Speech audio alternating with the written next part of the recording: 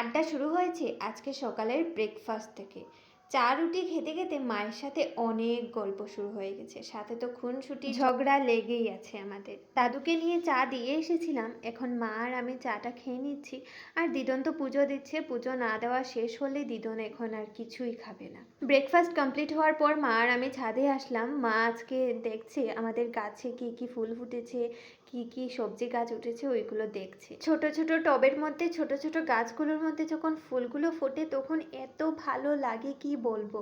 অবশ্য তোমরা বুঝতে পারছো আমার মনের কথা। এই ছোট্ট লাউয়ের লতিটার মধ্যে ছোট্ট একটা লাউ ধরেছে, অবশ্য ক্যামেরাতে এখন দেখাইনি, যদি একটু বড় হয়ে যায় তারপর তোমাদেরকে দেখাবো। নিচে এসে আমরা আমাদের রান্না বান্না আজকে শুরু করে দিলাম। ভাত রান্না করতে করতে আমার আর মায়ের গসিপ থাকে, আজকে কি রান্না করা হবে, কি কি আইটেমস রান্না করা হবে, সেই সব কিছু।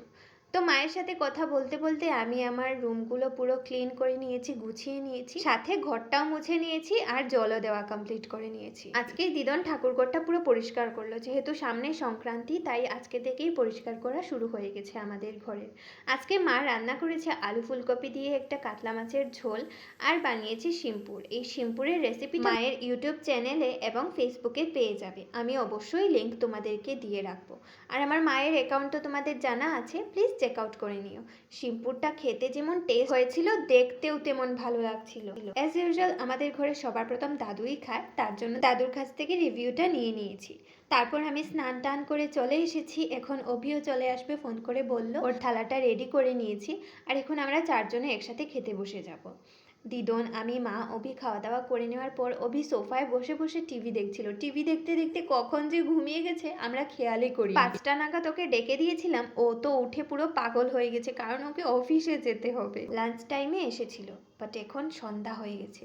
ও বলছে অফিসের স্যার ওকে অনেক বকা দেবে। আমি আর মা হাসতে হাসতে একদম পেট ব্যথা হয়ে গেল। আচ্ছা, অভি আমার জন্য এই গিফটটা এনেছে, ব্যাডমিন্টন।